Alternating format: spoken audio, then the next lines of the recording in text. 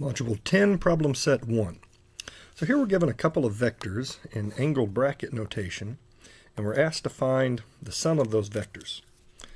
So I'm going to say that the sum of vector A and vector B will be a new vector C. Since I already have vector A and vector B in terms of the x and y components, finding vector C's components is simply a matter of summing the x and summing the y components.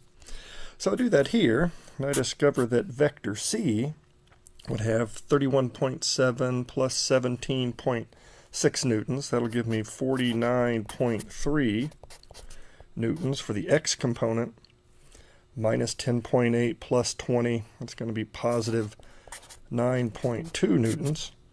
And since all I'm looking for here is magnitude, I can easily find the magnitude of C by taking 49.3 squared, the 9.2 squared, take the square root of that result, do that, and we discover that the magnitude of the vector that is the sum of vectors A and B is simply 50.2 newtons. Okay, let's try another one. So here again we're given two vectors in terms of the components and angle bracket notation. This time we are asked to find both the magnitude and direction. So I have a little bit more work to do here. Since we are going to be looking for the direction, I like to sketch out what these vectors would look like. So let's draw some coordinate axes here. So we have one vector, negative x component, negative y component. So it's going to be down in this quadrant. Y component larger than the x component. So we could call that vector A. Vector B, both are positive here. So 17, let's say this one's going to be about there. There's vector B. And if I'm looking for the sum, recall one way we could represent that sum, that resultant, would be through construction of a parallelogram here. And the resultant vector would be represented by that diagonal. So I recognize that the direction of the vector that is the sum of vectors A and B is going to be oriented in that direction there. So that's going to be my new vector C. So again, vector A plus vector B is giving me a new vector C.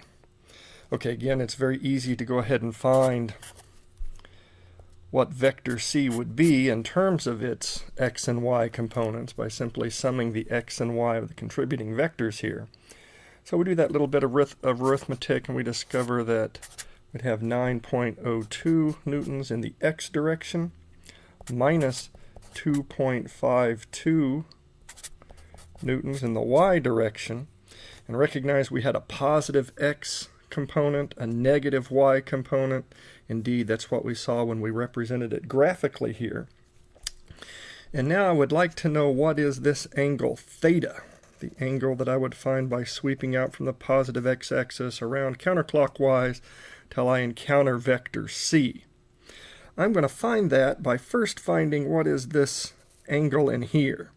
Okay, if I'm going to call that angle phi, I recognize that theta would be 360 degrees minus that angle phi.